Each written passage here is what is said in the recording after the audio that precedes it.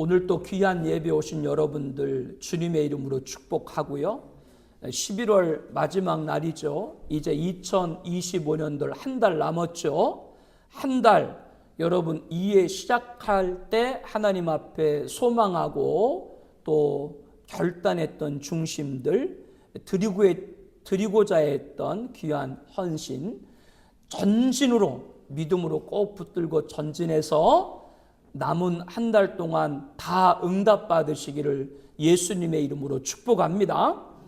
우리가 봉독한 본문은 세 구절로 아주 짧습니다. 그런데 이 말씀을 통해서 하나님께서 우리를 구원하시고자 하는 영광스러운 청사진을 한눈에 바라볼 수 있게 됩니다. 하나님께서는 우리들을 구원하기 위해서 어떤 계획을 세우셨고 어떤 단계를 밟아서 그거를 완성하시고 계시는가를 우리 죄인들이 알아볼 수 있도록 이 말씀을 통해서 허락을 하신 겁니다. 그러므로 우리들은 경건함과 두려움을 가지고 이 말씀을 대해야 됩니다.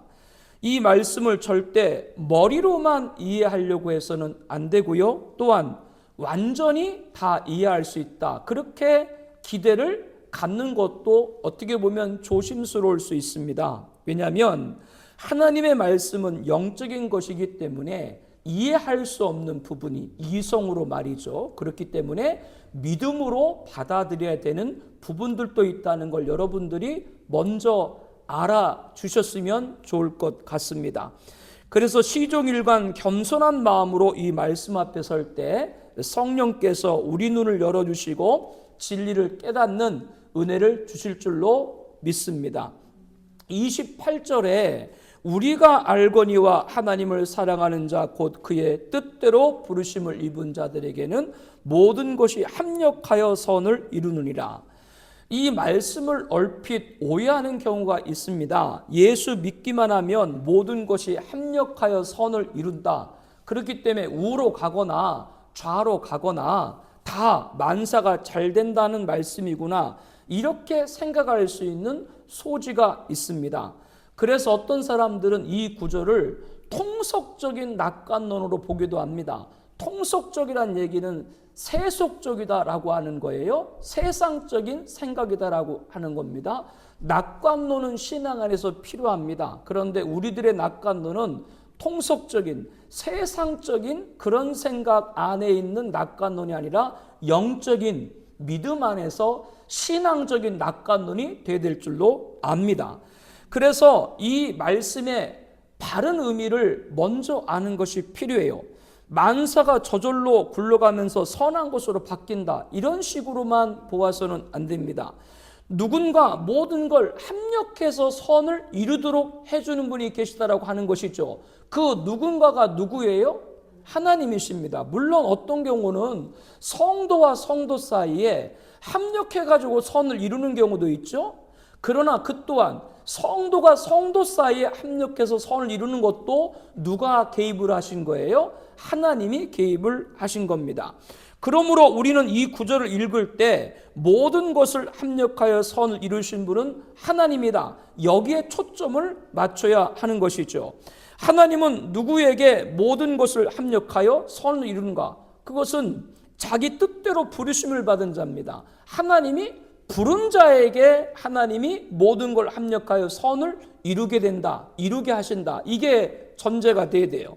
저와 여러분들은 하나님의 부름받은 백성인 줄로 믿습니다. 그래서 그의 뜻대로 부르심을 받은 자, 이렇게 말씀하죠. 그러면 29절 30절에 이 부름을 받았다는 뜻이 무엇인가? 하나님이 미리 아신 자들을 또한 그 아들의 형상을 본받게 하기 위하여 미리 정하셨으니 이는 그로 많은 형제 중에서 맏아들이 되게 하려 하심이라. 우리는 여기서 하나님의 구원의 목적이 어디 있는가를 알게 됩니다. 우리를 구원하시는 그 궁극적인 목적은 예수님께서 많은 형제들 가운데 맏아들이 되게 하는 데 있다라고 말씀하고 있죠. 맏아들이라고 하는 건 뭐냐? 교회의 머리이시고 하나님 나라의 왕이시고 인류의 구원자 되신 예수님을 혈통적인 의미로 바꾸어서 맏아들 이렇게 표현을 하고 있습니다. 우리들은 둘째, 셋째, 넷째 아들들이 되겠죠. 하나님은 예수 그리스도의 영광을 위해서 우리를 구원하셨다라고 말씀을 하는 겁니다. 빌립보서 2장 9절에 보면 이러므로 하나님이 그를 지극히 높여 모든 이름 위에 뛰어난 이름을 주사 모든 사람이 예수 그리스도 앞에 무릎을 꿇고 경배와 찬양을 드리게 하기 위해서 하나님이 우리를 구원하신 것이죠. 요한복음 17장 1절에 말씀을 하죠. 예수께서 이 말씀을 하시고 눈을 들어 하늘을 우러러 이르시되 아버지여 때가 이르렀사오니 아들을 영화롭게 하사 아들로 아버지를 영화롭게 하게 하옵소서. 아버지께서 아들에게 주신 모든 사람에게 영생을 주게 하시려고 만민을 다스리는 권세를 아들에게 주셨음이로소이다. 영생은 곧 유일하신 참 하나님과 그가 보내신 자 예수 그리스도를 아는 것이니이다. 아버지께서 내게 하라고 주신 일을 내가 이루어 아버지를 이 세상에서 영화롭게 하였사오니 아버지여 창세전에 내가 아버지와 함께 가졌던 영화로서 지금도 아버지와 함께 나를 영화롭게 하옵소서. 하나님이 예수님을 세상에 보내셔서 그분의 뜻, 하나님의 뜻을 이루게 하시고 아들로서 아버지를 영화롭게 해드렸죠. 아버지 하나님은 자신을 영화롭게 한 아들을 예수님을 영화롭게 한 겁니다. 가장 높은 이름을 가진 예수님이 모든 족속으로부터 세세무궁토록 영광 받으시도록 하는데 하나님이 우리를 구원하신 궁극적인 목적이 있습니다. 예수님이 영광 받으시는 것이 누구 영광을 받으시는 것이기 때문에요? 하나님이 영광 받으시는 것이기 때문에 그렇습니다. 사랑하는 청하비전교회 공동체 가족 여러분, 우리가 예수 믿는 궁극적인 목적은 예수 그리스도께서 경배와 영광을 받게 하는 데 있다라고 하는 걸 한시도 잊지 않기를 바랍니다. 계시록 5장 12절에 말씀하죠. 큰 음성으로 이르되 죽임을 당하신 어린 양은 능력과 부와 지혜와 힘과 존귀와 영광과 찬송 받으시기에 합당하도 하더라. 또 내 들으니 하늘 위에와 땅 위에와 땅 아래와 바다 위에와 또 그 가운데 모든 피조물이 이르되 보좌 앉으신 이와 어린 양에게 찬송과 존귀와 영광과 권능을 세세토록 돌릴지어다. 이것이 하나님의 뜻입니다. 우리가 전도하려고 하는 목적도 여기에 있어요. 할 수 있는 한 많은 사람들에게 복음을 전해서 예수님의 동생이 되게 하도록 하는 것이죠. 그래서 예수님이 맏아들로서 영광을 받도록 해야 하는 겁니다. 백성이 많을수록 왕은 더 위대하고 보이고 왕권은 강해지죠. 그와 같습니다. 하나님은 구원받는 백성들이 하늘에 별처럼 많아지기를 원하시는 줄로 믿습니다. 그런데 우리가 전도하는 것을 싫어한다. 그것은 예수님이 영광 받으셔야 된다는 사실을 무시하는 사람이라고 해도 과언이 아닌 거예요. 우리 모두는 하나님이 나를 구원해 주신 궁극적인 목적이 어디 있는가? 많은 사람이 예수님 믿고 예수님 맏아들 되시는 예수님이 영광 받도록 해서 궁극적으로 그게 누구의 영광이라고요? 하나님께 영광 받도록 함에 있다. 이것을 한시도 잊지 않기를 다시 한번 주의 이름으로 권면합니다. 동시에 우리에게 해당되는 구원의 목적이 있습니다. 28절 앞부분에 보게 되면 그 아들의 형상을 본받게 하기 위하여 우리로 하여금 예수 그리스도 형상을 본받게 한다라고 하는 것이죠. 이 본받는다라고 하는 말은 같은 모양을 취한다라고 하는 의미가 있습니다. 이것은 외모만 아니라 내면까지도 말합니다. 어떤 단순한 유사성을 의미하는 것이 아니라 본질적으로 닮아가는 것을 말하죠. 부부가 결혼하기 전에는 한 번도 안 만났고 다 사는 것도 다르고 환경도 다르잖아요. 그런데 부부가 결혼 생활 1년, 5년, 10년, 20년 하게 되면 부부가 닮는다 그래요? 안 닮는다 그래요? 왜 닮을까? 뭐 여러 가지 과학적으로도 분석을 해보니까 다른 것이 아니라 부부가 음식을 같은 걸 먹잖아요. 그래서 부부가 닮는데요. 그럼 저하고 여러분도 닮아야 돼? 안 닮아야 돼? 안 닮아야 돼? 그 죄가 싸납잖아. 그 여러분 싸나와야 돼, 안 싸나와야 돼? 같이 먹으니까 싸나와? 그런 거 말고요. 우리들은 누구를 본받아야 된다? 예수님을 닮아야 된다. 이게 우리를 구원하신 목적이에요. 그래서 빌립보서 3장 21절에 가장 잘 설명을 하고 있는데요. 우리의 낮은 몸을 자기 영광의 몸의 형체와 같이 변하게 하시리라. 우리 함께 볼까요?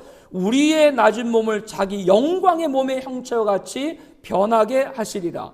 이 말씀은 예수님의 형상을 그대로 본받는다라고 하는 겁니다.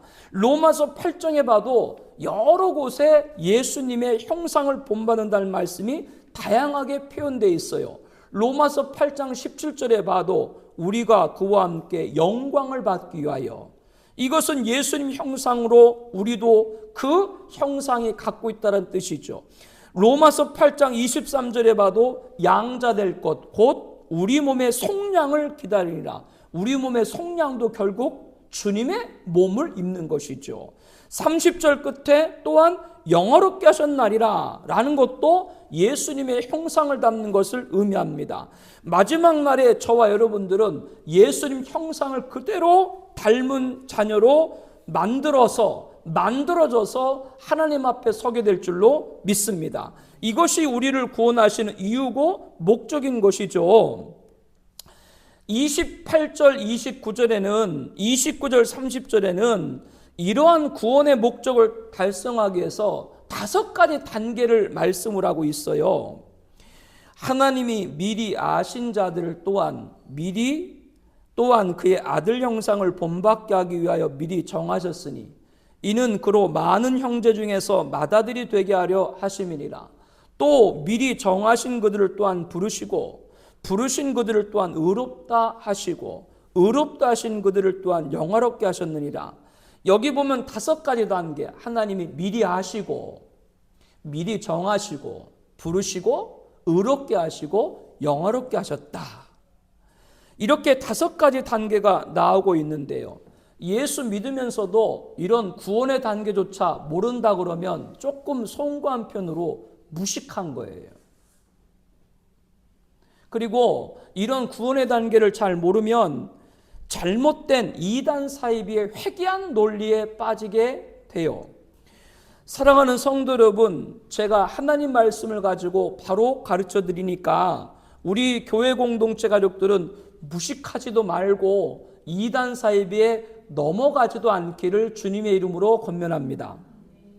하나님은 우리를 즉흥적으로 내키는 대로 구원하시는 분이 아니다라고 하는 거예요. 철저한 계획과 준비를 거쳐서 순서적으로 그 일을 추진한다라고 하는 것이죠. 이 자리에 계신 분들 중에 내가 어쩌다가 구원받게 됐다, 그런 생각은 버리길 바랍니다. 내가 어떻게 하다 보니까 청합이 좀 오게 됐다, 그런 생각도 삭제됩니다. 오늘 왜 그런지 이것을 확실하게 말씀을 통해서 아는 은혜를 축복합니다. 미리 아신다. 이것은 하나님께서 우리 자신에 대해서 어떤 것을 미리 아셨다라고 하는 의미가 아닙니다. 예를 들어서 내가 다른 사람에 비해서 조금 착한 데가 있다든가, 내가 앞으로 무슨 큰 그런 인물이 될 걸 아셨다든가, 그런 걸 아셨다는 말이 아니에요. 물론 하나님은 전능하신 분이기 때문에 그 모든 것을 모르실 리가 없죠. 그러나 여기서 아셨다라고 하는 것은 내가 구원 받기 위한 조건, 어떤 선이나 공로, 그런 무언가를 알고 계셨다라고 하는 것이 아니에요. 우리가 교회를 잘 다닐 걸 미리 아셨다, 그런 얘기가 아니에요. 우리가 아는 대로 구원은 아무 조건 없이 예수 믿기만 하면 받는 무상인 줄로 압니다. 만일 나에게 착한 데가 있어가지고 그거를 미리 알고 구원하셨다고 하면 그거는 구원이 하나님의 은혜가 아니라 자기 공로가 되는 거죠. 여기 미리 아셨다라고 하는 건 그런 것을 말하는 것이 아니라 하나님이 우리 자녀로 아셨다, 그거예요. 그러니까 단순해요. 여기서 설명을 덧붙이면 안 돼.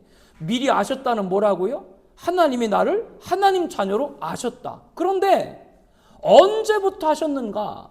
에베소 1장 4절에 말하죠. 곧 창세전에 그리스도 안에서 하나님은 이 세상을 만드시기 전에 벌써 우리 개개인을 아셨다. 뭘로 아셨다고요? 너는 하나님의 자녀로 아셨다라고 하는 겁니다. 그 다음으로 미리 정하셨다라고 하는 것은 선택했다라고 하는 겁니다. 다시 말하면 너는 내 자녀로 선택했다라고 하는 거죠. 우리가 잘나고 못나고 선하고 악하고를 떠나서 무조건 하나님이 나를 선택한 겁니다. 하나님께 왜 나를 선택하셨습니까? 라고 물으면 하나님께서는 내가 너를 사랑했다. 이것이 그분이 들려주시는 유일한 대답이 될 거예요. 그래서 종교개혁가 칼빈은 이런 멋진 말을 했습니다. 우리가 선택 교리를 알지 못하면 우리 구원이 하나님의 값없는 자비의 샘으로부터 흘러나오는 것임을 절대로 확신하지 못할 것이다. 옳은 말입니다. 하나님은 나 자신을 무조건 좋아서 선택했습니다. 왜 무조건 선택했는지 그것을 이해할 수 있는 사람은 세상에 아무도 없어요. 자녀가 한 명인 분은 잘 모를지 모르지만 자녀가 2명이고 3명이고 4명이고 많으면 그 많은 자녀 가운데 제가 왜 내 자식인가 그런 생각 들 때가 있어요, 없어요? 말을 못하는구나, 애들 있으니까. 그러나 하나님은 내가 너를 좋아해서 택했어. 아무 이유가 없어요. 그리고 하나님의 부르심과 은사, 택하심에는 후회하심이 없느니라. 하나님의 택함은 끝까지 가는 거예요. 이것이 미리 정하셨다라고 하는 그 말씀의 뜻입니다. 다음으로 부르신다라고 하는 것은 예수를 믿도록 이끄신다는 겁니다. 어떻게 하든지 예수님 믿도록 이끄는 거예요. 내가 믿으려고 해서 믿는 것이 아니라 하나님께서 믿게 하셨다라고 하는 거예요. 그리고 의롭게 하셨다라고 하는 것은 예수님이 십자가에 지신 그 피 흘림 대속으로 우리의 모든 죄가 용서됐다라고 하는 겁니다. 이것도 하나님의 일방적인 일입니다. 우리가 예수님이 십자가에 죽으시는데 저와 여러분이 뭐 보탠 게 있나요? 아니에요. 하나님의 원사이드, 일방적인 사랑인 것이죠. 마지막으로 영화롭게 하셨다라고 하는 것은 예수 그리스도 형상, 즉 예수님의 영화로운 몸을 입게 되는 것을 말하죠. 우리는 예수님이 언제 재림할지 모릅니다. 우리가 죽어서 하나님 앞에 갈 때까지 오시지 않을 수도 있습니다. 그러면 우리의 육체는 죽으면 땅에 묻히게 되고 우리 영혼은 하늘에서 예수님 재림한 날까지 기다리고 있겠죠. 드디어 예수님이 재림하시면 세상을 심판하시고 에덴의 회복인 천년왕국을 조성하시고 아담의 범죄로 이루지 못한 창조 영광을 올려드리고 난 다음에 신부자 심판에서 우리 썩은 몸은 썩지 않을 몸으로 입고 부활해서 우리 영혼과 결합하게 됩니다. 우리 몸의 속량을 받는 것이죠. 그리고 천국에 입성을 해서 완전 무결한 새로운 사람이 되어가지고 예수님 앞에 서게 되는 겁니다. 이것을 일컬어서 뭐라 그런다고요? 영화롭게 되었다라고 하는 겁니다. 이 말씀을 통해서 우리들은 구원받은 진리가 어떤 것인지 이해하는 데 큰 도움을 얻게 됩니다. 누구든지 하나님이 미리 아신 자는 반드시 영화롭게 주님의 몸을 입는 영화로운 그 순간까지 반드시 주님은 그를 이끄신다라고 하는 걸 확신한 여러분 되길 바랍니다. 하나님이 창세전부터 미를 택했어요. 우리를 아셨어요. 하나님의 자녀로. 그것은 중도에 수정되거나 좌절될 수가 없어요. 하나님이 시작하신 일은 아무도 방해할 수 없는 줄로 압니다. 서로 방해가 있다고 할지라도 반드시 하나님은 하나님이 계획한 대로 이루십니다. 전지전능하신 하나님이시기 때문에, 영존하시는 하나님이시기 때문에, 무소부재한 하나님이시기 때문에 시작한 일은 반드시 그대로 이루신다라고 하는 거죠. 절대로 실패할 수가 없습니다. 하나님의 계획은. 하나님의 계획하시고 시작하시기 때문에 그대로 이루어지게 되는 것이죠. 그뿐 아니죠. 또 한 가지 중요한 사실은 여기서 나오는 5가지 동사가 전부 다 과거 동사로 쓰였다고 하는 것을 주목해 볼 필요가 있습니다. 이것은 사실의 확실성을 강조하기 위한 독특한 어법입니다. 우리말 성경에는 마지막 영화롭게 하셨다 이것만 과거 동사로 되어 있는데 원래 본문 원문의 뜻을 보게 되면 아셨다, 정하셨다, 부르셨다, 의롭게 하셨다, 영화롭게 하셨다. 이게 다 뭐요? 과거 동사예요. 이미 과거에 다 이뤘다. 하나님께서는 이 정도로 확실하게 해놓으신 일을 가지고 저와 여러분들이 의심해서는 안 될 겁니다. 물론 지금 오늘 이 시점에 와서 볼 때 저와 여러분들이 구원받고 이렇게 볼 때 하나님이 나를 미리 아시고 미리 정하시고 그 다음에 부르시고 의롭게 하시고 이렇게 하셨구나. 지금에 와서는 우리들이 그것을 인정하게 되지만 만약에 이런 예를 한번 들어볼게요. 한 아내분이 남편이 예수님을 아직 믿지를 않아요. 그런데 반드시 남편이 구원받을 걸 믿어요. 그래서 이 아내분이 이렇게 이야기를 할 수 있죠. 내 남편이 지금은 아직은 믿지 않고 있지만 하나님이 내 남편을 미리 아셨고 미리 정하셨고 부르셨고 의롭다 하셨고 영화롭게 하신 것 믿습니다. 이렇게 아직 안 믿는 남편을 위해서 확신하고 기도한다면 이게 잘못됐어요? 잘못되지 않았어요? 잘못되지 않은 거예요. 아직 남편이 믿지 않고 있지만 그 남편의 구원을 하나님께서 이미 창세전부터 정하셨다라고 하는 걸 확신하는 기도인 것이죠. 아직 안 믿는 배우자들이 있고 가족들이 있을 때 여러분도 그렇게 기도하시길 바랍니다.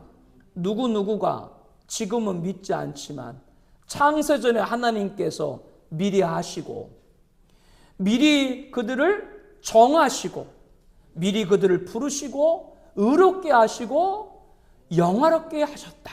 이렇게 믿고 기도하라고 하는 것이죠. 이렇게 하나님은 모든 걸 다 실천하신 과거지사인 거예요. 우리 입장에서 보면 5가지 가운데 아직 이루어지지 않은 것이 있죠. 뭐예요? 영화롭게 되었다. 아직 우리가 예수님의 몸을 입진 않았잖아요. 그렇지만 이것 또한 하나님께서 나를 영화롭게 한 것도 창세전에 이미 다 계획하신 줄로 믿습니다. 그러니까 하나님에게는 다 과거지사고 그러므로 저와 여러분도 반드시 예수님과 같은 영화로운 몸을 입을 줄로 믿습니다. 시간을 초월하신 하나님에게는 계획이 곧 완성인 거예요. 그분의 계획은 수정이 없어요. 완전하신 하나님의 계획에 무슨 수정이 있어요? 계획하신 것 그대로 다 이루어진 것이죠. 그러므로 우리는 영화롭게 된 것도 믿는 것이죠. 하나님에겐 이렇게 불확실한 미래가 있을 수 없습니다. 하나님이 나를 영화롭게 하셨다는 것도 불변의 진리라고 하는 것이죠. 아무도 부정할 수 없는 확실한 사실이라는 것을 이 본문을 통해서 우리에게 알려주고 계신 거예요. 얼마나 놀라운 은혜요, 진리요, 확신입니까? 28절에 돌아가서 우리가 알거니와 하나님을 사랑하는 자 곧 그의 뜻대로 부르심을 입은 자들에게는 모든 것이 합력하여 선을 이루느니라. 하나님의 계획에는 실패할 것이 그 확률이 털끝만도 없는 것이기 때문에 하나님의 놀라운 지혜와 능력을 가지고 지금도 빈틈없이 진행하고 계시다는 것을 알아야 됩니다. 무엇을 보고 알 수 있는가? 28절에 보니까 모든 것이 합력하여 선을 이루니라. 이 말씀의 근거를 통해서 하나님이 오늘 또 나를 구원하기 위해서 모든 일을 주장하신다는 것을 보여주고 있는 것이죠. 앞서도 말했지만 이 구절을 가지고 잘못 오해를 해서 무엇을 해도 만사 형통이다. 모든 것이 합력하여 선을 이룬다고 하셨으니까 잘 될 것이다. 그렇게 세속적인 그런 통속적인 낙관론을 가지는 것 바르지 않다라고 말씀을 드렸어요. 여기서 모든 것을 합력한다라고 할 때 그 모든 것은 우리들에게 있어서 잘 되는 것만이 이 모든 것에 들어가는 것이 아니라 여기서 말한 모든 것은 나쁜 일도 좋은 일도 고난도 형통도 불행도 복도 스스로 행한 일도 심지어는 살고 죽는 이런 모든 것들이 다 이 모든 것에 들어간다는 것을 알아야 돼요. 그러면 그 모든 걸 통해서 이루는 선이 뭐냐? 성경에서 말하는 선은 다른 게 아니에요. 우리가 구원받고 저와 여러분들이 예수님이 입었던 부활의 몸, 영화로운 몸을 입는, 영화롭게 되는 것이 선인 거예요. 그 선을 오늘 우리들에게 이루어 주시기 위해서 모든 걸 합력해서 선을 만드시는 것이죠. 우리가 언제까지 구원받고 주님의 몸을 입는 영화로운 그 나라에 입성하는 때까지 말이죠. 그렇기 때문에 여러분들이 살아가면서 우리가 천국 가서 영화롭게 되는 그 순간까지 여러분이 누군가의 도움을 받았죠. 누군가의 관계를 맺고 있죠. 누군가의 영향을 여러분들이 받고 있죠. 그 모든 사건, 그 만난 모든 사람들, 그 모든 경험된 결과가 다 선이에요. 하나님의 구원에 이르도록 만드신 거라고 하는 것이죠.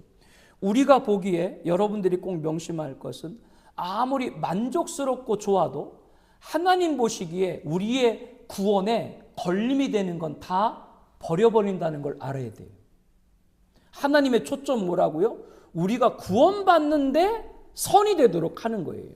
그렇기 때문에 우리가 보기에 좋은 것이 하나님 보시기에 나에게 구원에 걸림이 되는 건 다 버려버립니다.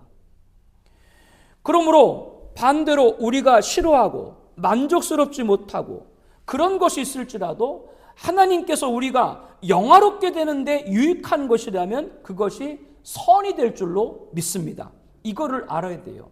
가령 예를 들어서 내가 병을 앓는 것으로 인해서 예수를 잘 믿게 됐다면 그 병은 물론이고 그 병을 앓게 됨으로써 그 모든 과정들이 뭐예요? 다 선인 거죠.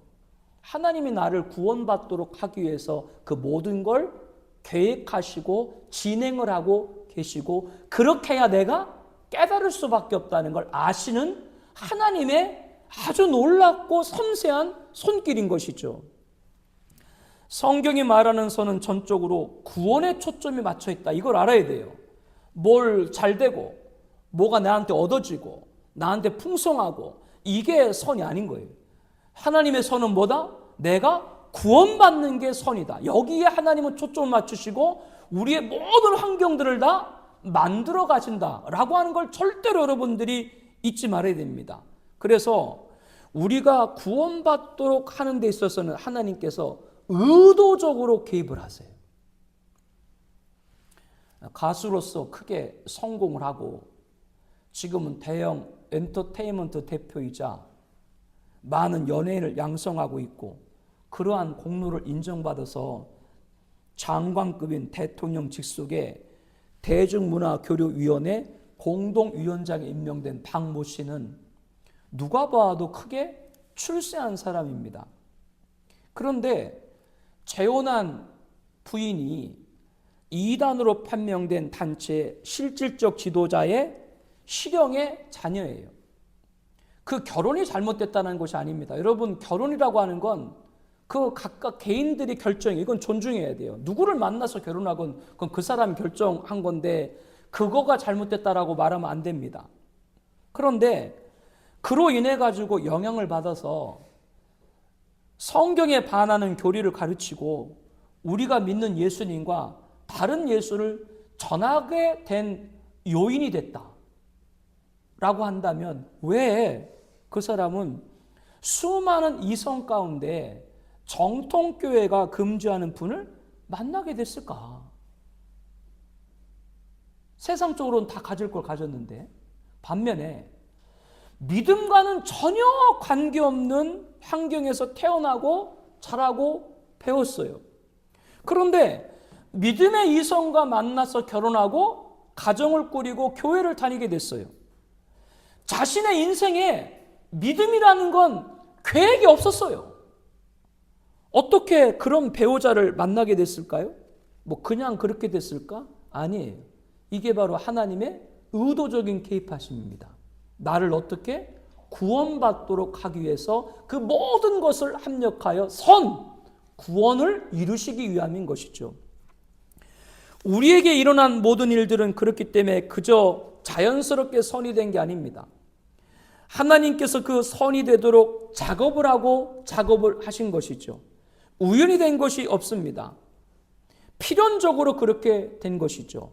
한 가지라도 우리가 구원 얻는데 거침돌이 되지 않게 하나님이 손을 써주셨기 때문에 오늘 이 자리에서 우리가 예배하고 있는 줄로 믿습니다. 이것이 합력하여 선을 이룬다라고 하는 것이 참 놀라운 진리가 아닐 수 없습니다. 그렇다고 선을 이루시는 하나님의 작업을 우리가 전부 다 경험하고 이해할 수는 없어요. 왜냐하면 미리 아시고 택한 건 창세전에 택한 건데 내가 그때 하나님이 택한 걸 내가 어떻게 알 수 있어요? 그런데 부르심, 하나님이 나의 부르신 것을 나는 실제적인 삶을 통해서 조금이라도 알 수 있습니다. 내 인생의 과정을 볼 때. 부르셨다라고 하는 것은 다른 것이 아니라 복음을 듣고 예수님을 구주로 영접하고 순종하고 중생받아서 그리스도인으로 변화되는 삶을 말하는 것이거든요. 효과적인 부르심, 신학적으로는 그렇게 표현하는데요. 성령께서 예수를 안 믿을 수 없도록 불러놨다고 하는 것이죠. 간증이나 이런 자리에 듣게 되면 전혀 예수 안 믿을 뿐인데 아무튼 본인을 꺾던 주변 환경을 그렇게 만들던 어떤 경우는 그가 있는 곳 자체를 통째로 부숴버려서라도 그 사람이 예수 믿도록 하는 그런 이야기를 여러분들 들어본 적이 있을 겁니다. 그렇기 때문에 하나님이 나를 부르셨구나. 그런 모든 경험을 통해서 이것은 우리들이 알 수 있다라고 하는 것이죠. 여러분들이 이러한 진리는 머릿속으로만 알 수 있는 것이 아닙니다. 교회를 오래 드나들었다고 알 수 있는 것도 아닙니다. 기독교에 대해 그냥 호감을 가지고 있다, 해박한 지식을 갖고 있다, 그렇게 해서 알고 있는 것이 아닙니다. 뭐냐? 결론적으로 보니까 하나님이 나를 하나님의 사람으로 부르셨구나. 그게 깨닫는 날이 와요. 그 모든 것이 나를 구원받고 하나님의 사람이 되도록 하셨구나. 이러한 부르심을 알게 된다라고 하는 것이죠. 그러면 그 사람은 근본부터 바뀝니다. 어떻게 변화가 일어나는가? 28절에 암시하는 구절이 있는데 하나님을 사랑하는 자입니다. 부르심을 받은 사람은 누구를 사랑하는 자? 하나님을 사랑하는 자가 됩니다. 원래 이 본문은 하나님을 믿는 자, 그렇게 이 본문을 바꿔야 이해하기에 편해요. 하나님을 믿는 자, 그 뜻대로 부르심을 입은 자, 이렇게 해야 논리가 맞아요. 그런데 믿는 자 대신 사랑하는 자라고 말을 바꾼 건 다른 것이 아니라 그 사람의 믿음이 진짜인가 가짜인 걸 테스트하는 건 뭐예요? 하나님을 사랑하는가 여부입니다. 단순히 입으로 믿는다고 신용하기 어렵습니다. 야고보 장로가 이렇게 야고보서 2장 19절에 말했거든요. 귀신들도 우리가 믿는 하나님을 안다. 여러분, 귀신이 하나님 존재를 안다고 하나님을 사랑하나요? 아니죠. 하나님을 대적하죠. 참 믿음은 뭐냐? 사랑으로 나타나야 된다. 사랑으로 역사해야 되는 믿음이 참 믿음이라고 하는 것이죠. 사실 우리가 믿는다고 하지만 믿음이 정말로 믿는 사람들은 나타나게 돼 있어요. 여러분도 경험을 해봤죠. 사랑하는 사람하고 연애하면 어떻게 돼요? 자기는 꾹꾹 입을 다물고 엄마하고 아빠한테도 얘기하지 않아. 그런데도 사랑하는 사람을 어떻게 알 수 있어요? 아니, 입에 사랑니가 빠졌는지 언제부터 괜히 흥얼흥얼 노래를 불러. 희죽희죽 웃어 가끔. 그런 거 보면 예사로워요, 안 예사로워요? 여기도 있나 그런 분이? 이것은 뭐냐면 사랑은 못 속이는 거예요. 표현이 되는 거예요. 하나님을 사랑한다고 하는 것은 우리의 감정도 지식도 행동도 모든 것이 하나님의 사랑으로 표출된다라고 하는 겁니다. 참 믿음은 하나님을 사랑하게 된다라고 하는 것이죠. 믿는 자는 하나님을 사랑하고 그 사랑 때문에 하나님에게 기쁨으로 순종하게 되는 거예요. 이런 변화가 있을 때 그 사람과 느껴서 하나님 뜻대로 부르심을 받은 사람이구나. 이렇게 부르심을 받은 사람은 눈으로 보이는 거예요. 이것은 하나님이 성령을 통해서 우리에게 이루시는 일입니다. 그러므로 정말로 부르심을 입은 사람이라면 마음을 다하고 뜻을 다하고 힘을 다해서 누구를? 하나님을 사랑하게 되는 것이죠. 우리 모두는 그런 사람이 된 걸 축복을 합니다. 그런데 이렇게 하나님이 부를 때는 강제적으로 불러요.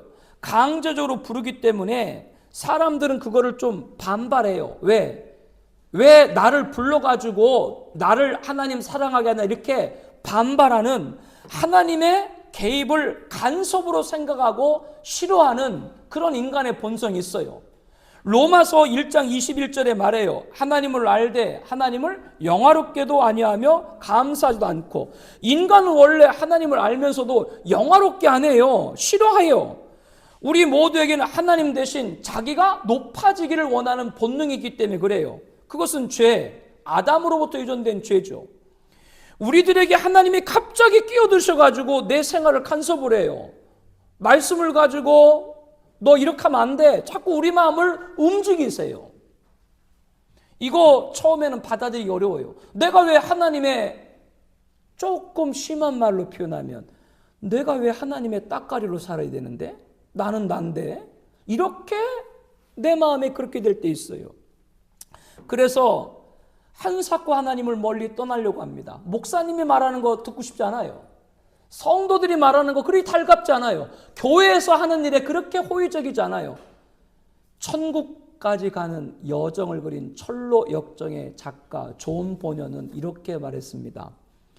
하나님의 목소리가 계속 따라다니며 나를 괴롭힌다. 이게 무슨 뜻이에요? 아무리 하나님의 눈을 피해도 하나님이 부르시는 사람은 어쩔 수 없다라고 하는 거예요. 이것이 뭐냐? 하나님 앞에 꽉 잡힌 사람. 하나님이 부르신 사람이에요. 도망칠 수가 없어요. 하나님은 자기가 미리 알고 택하신 자를 절대 포기하지 않으십니다. 절대로 놓지 않습니다. 반드시 무슨 수를 써서라도 붙잡고 마는 거죠. 이렇게 하나님의 손에 꽉 잡힌 사람은 도망다니면서도 항상 마음이 불안해요. 갑자기 이유 없는 알 수 없는 두려움이 몰려옵니다. 과거에 범했던 죄 때문에 갈등이 일어나고 가책을 받게 됩니다. 무심케 지나쳤던 성경책이 예사롭게 보이지 않아요. 몇 달 전에 옆에 사는 집사님이 같이 교회 갑시다. 그 소리가 자꾸 귀에서 맴돌아요. 자기도 모르게 교회 한번 나가볼까 이런 생각이 들어요. 이 모든 것이 하나님 앞에 붙잡힌 사람들이에요. 하나님이 그를 부르신 거예요. 마음속에 이런 변화가 왜 일어나는가? 하나님의 강제로 여러분을 개입하는 거예요. 사람들은 그 강제를 싫어하죠? 아니에요. 하나님이 사랑하기 때문에 하나님의 사람은 강제라도 이끄시는 거예요. 여기에 감사한 우리가 되길 축복합니다. 이게 정말 감사해야 돼요. 하나님은 지금도 그렇게 만들기 위해서 일하고 계시죠. 어떤 사람은 병으로도 꺾어 놓으십니다. 어떤 사람은 실패를 가지고도 다루시기도 합니다. 어떤 사람은 인생의 허무감을 가지고 고민하게 합니다. 부부가 사이가 좋아서 사랑을 하죠. 그런데 진짜 부부가 사랑하면 남편이 아내에게, 아내가 남편에게 그렇게 말해야 돼. 나 당신보다 하나님 사랑해. 그렇게 말해야 돼. 그게 좀 냉정하게 보일지 모르지만. 그렇기 때문에 그 고백이 나올 때까지 가정의 어려움도 겪게 돼요. 어떤 사람은 가난을 통해서 괴롭힘을 당하기도 해요. 어떤 경우는 삶의 터전을 떠날 수밖에 없게끔 만들어요. 낯선 환경 속에서 어려움을 당해야 예수 믿게 될 수밖에 없기 때문에 그렇죠.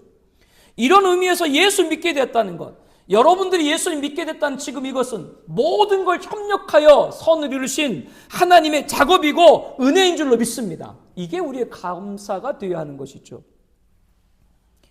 모든 것을 합력하여 선을 이루게 하시는 하나님의 손길을 체험할 수 있는 길이 또 하나 있습니다. 그것은 의롭다함을 받은 우리가 영화롭게 되는 그날까지, 천국 가는 그날까지, 예수님의 영화로운 몸을 입는 그날까지 여러분 인생 경험을 통해서 그 모든 것이 하나님의 개입하심을 고백할 수밖에 된다라고 하는 것이죠. 하나님이 세밀하게 그러나 분명하게 우리를 다루고 계십니다. 견눈질하지 못하게, 심지어는 죄를 짓는 것, 그 죄를 짓는 것까지도 하나님이 뭐요? 합력하여 선을 이루게 하시죠. 그래서 범한 그 죄를 돌려서 하나님을 영화롭게 하도록 만드는 거예요. 하나님이 택한 사람은 그렇게까지 하나님이 사용하십니다. 악까지도 통제하고 사용해서 우리를 영화롭게 하는 자리까지 이르도록 만드는 것이죠. 하나님은 우리가 그리스도와 함께 누릴 영광을 얻기에 이처럼 다루고 계신 겁니다. 좋은 일을 통해서는 우리 믿음을 연단하시고 하나님에게 한번 집중하도록 만드는 것이죠. 구원만을 소망하도록 만드는 것이죠. 하나님의 영광만을 소망하게 만드는 것이죠. 그러므로 하나님의 사랑을 받은 자, 그 뜻대로 부르심을 입은 자에게는 어느 것 하나 손해되는 게 없는 거예요. 하나님이 왜 나를 이렇게까지 다루실까? 왜 사사건건 나를 간섭하실까? 합력하여 선을 이루도록 하기 위함입니다. 28절, 29절에 접속사에, 왜냐하면 우리 성경에는 웬만하면 접속사를 생략하는 경우가 있는데 이 사이에 왜냐하면이 있어요. 즉, 왜 하나님이 나를 개입하셔가지고 합력하여 선을 이루게 하냐? 다른 것이 아니다. 왜냐하면 하나님이 창세전에 너를 정하셨기 때문에. 왜냐하면 하나님이 창세전에 너를 부르셨기 때문에. 그게 답인 거예요. 다른 답이 없어요. 그래서 너를 개입하는 거야. 그래서 너를 영화로운 그날에 이르기까지 너를 간섭하시는 거야. 그게 정답이다. 이렇게 성경은 말하고 있는 것이죠. 하나님은 그렇게 자기가 사랑을 쏟아부으신 자녀가 조금이라도 잘못되지 않게 만드는 거예요. 찬란한 영광 받는 그날까지 간섭 안 하실 수가 없는 것이죠. 그러므로 우리는 매일 여러분들이 당하고 겪고 있는 일들이 결코 우연한 일로 무의미한 것으로 보지 말아야 됩니다. 우리가 가끔 바라지 않는 어려움을 당할 때가 있잖아요. 그럴 때마다 왜 나에게 이런 일이 있을까 괴로워하잖아요. 26절에도 우리는 마땅히 기도할 바를 알지 못한다라고 말할 정도로 정말로 기도할 힘이 없을 정도로 어려움이 내게 오는 순간도 있잖아요. 근데 여러분 그거 아세요? 우리들 내일이든 알아요, 몰라요? 그런데 참 기가 막히죠. 우리들은 가까운 내일 잠시 후는 어떻게 될지 몰라요. 근데 28절 알거니와 뭘 알아요? 잠시 이후에 있을 일은 모르지만 뭘 알아요? 우리들의 마지막 최종은 영화로운 몸을 입게 될 것이다. 할렐루야. 그걸 알아요. 그러니까 여러분들 가까운 일에, 모르는 일에, 어려운 일에 거기에 급하지 말아요. 그 앞에 어떠한 일이 있을지라도 우리는 최종적으로 알거니와 뭘 알아요? 영화로운 그날까지 반드시 신날 것이다. 이게 저와 여러분들의 믿음이 확신되기를 바랍니다. 이렇게 먼 훗날을 성도들은 내다볼 수 있어야 돼요. 지난 날을 돌아볼 때, 아니 올해만 돌아볼 때도 왜 나에게 이런 일이 있을까? 왜 내 기대와 다른 결과가 있었을까? 왜 내게 그 사람을 만나게 했을까? 그런 모든 문제를 이 말씀에 비춰보면 답이 되죠. 하나님이 여러분을 부르시기 위해서 여러분의 믿음을 연단하고 영화로운 누린 자리까지 견눈 팔지 못하도록 지난 1년 동안도 여러분에게 그런 일이 있고 그런 사람을 만나고 그런 기대와 다른 결과가 있게 된 것이죠. 하나님의 작업이심을 깨닫는 여러분 되기를 축복합니다. 사랑하는 성도 여러분, 그렇기 때문에 나의 눈물도 감사해야 돼요. 나의 성공도 감사해야 돼요. 나의 실패도 감사해야 돼요. 나의 기쁨도 감사해야 돼요. 나의 아픔도 감사해야 돼요. 왜? 이 모든 것이 나를 부르기 위한 하나님의 손길이었는 줄로 믿습니다. 사랑하는 성도 여러분, 왜 하나님이 나를 위해서 아들을 십자가에 죽게 했는지 여러분 이해가 돼요, 안 돼요? 우리로서 이해가 안 돼요. 내가 그 사랑을 받을 만한 자격이 있나요? 아니에요. 그렇지만 하나님이 나를 사랑하셨기 때문에 그렇게 미리 아시고 정하시고 부르시고 의롭게 하시고 영화롭게 하신 줄로 믿습니다. 이 하나님의 구원의 계획을 알면 내가 정말로 중요한 존재구나. 나를 이렇게까지 하나님이 미리 아시고 정하시고 부르시고 의롭게 하시고 연합됨을 보니까 내가 정말로 구원받은 자로서 중요한 존재구나. 세상 끝날까지 하나님은 누가 변할지라도 하나님은 합력해서 선을 이루도록 하시는구나. 이것이 우리 안에 있을 때 기쁨이고 감사하고 우리의 삶에 이것을 허락하신 예수님에게 경배와 찬양 감사를 올려드리게 될 줄로 믿습니다. 예수님 이름으로 축복합니다. 우리 함께 기도하겠습니다. 우리 기도 제목 함께 읽을까요? 하나님이 우리를 구원하시려는 궁극적인 목적은 가장 높은 이름을 가지신 예수님이 모든 족속으로부터 세세 무궁토록 영광 받으시기 위함입니다. 아들로서 아버지 뜻을 이루신 예수님의 영광이 곧 하나님의 영광이기 때문입니다. 우리가 전도를 통하여 많은 이들이 하나님의 맏아들 예수님 형제가 되게 하여 주시옵소서. 하나님의 구원의 목적은 우리가 예수 그리스도 성상을 본받기 위함입니다. 우리 낮은 몸이 주님의 영광의 몸을 입는 것입니다. 구원의 완성입니다. 우리가 사랑하는 이들이 그 자리에 모두 들어가게 하옵소서. 하나님이 이 구원을 이루시기 위해 우리를 창세전부터 미리 아시고 미리 정하시고 부르시고 의롭다 하시고 영원하게 하시고 단계를 이미 이룬 줄로 믿습니다. 하나님의 계획은 완성입니다. 우리가 장차 영화롭게 될 것도 하나님의 과거지사입니다. 우리의 전도 대상자에게 이미 5관계가 이루어짐을 믿고 구하오니 구원하여 주시옵소서. 하나님은 우리가 영화롭게 되는 자리까지 도움이 되고 관계를 맺고 영을 끼친 모든 사건과 만난 사람과 경험의 결과 등 우리 삶 전체를 통틀어서 결국 구원받게 합력하여 선을 이루시는 분입니다. 지금 내가 겪는 좋은 일, 나쁜 일, 형통, 고난, 복, 불행, 스스로 불행한 살고 죽는 모든 것이 우연이 아니라 필연으로 하나님의 손을 씌어서 선이 되게 하신 하나님께 온전히 맡기며 살아가게 하옵소서. 하나님이 사사건건 우리를 개입하셔서 합력하여 선을 이루는 것은 하나님 나를 창세전에 미리 아시고 택하셨기 때문입니다. 부르시고 의롭게 하신 우리가 영화롭게 되기까지 내버려 두지 않으시는 것입니다. 영광의 몸을 입고 구원을 이룬 그날까지 하나님의 간섭을 벗어나고 하지 않고 절대로 실패하지 않게 하시는 사랑으로 받게 하여 주시옵소서. 우리 함께 통성으로 기도하겠습니다.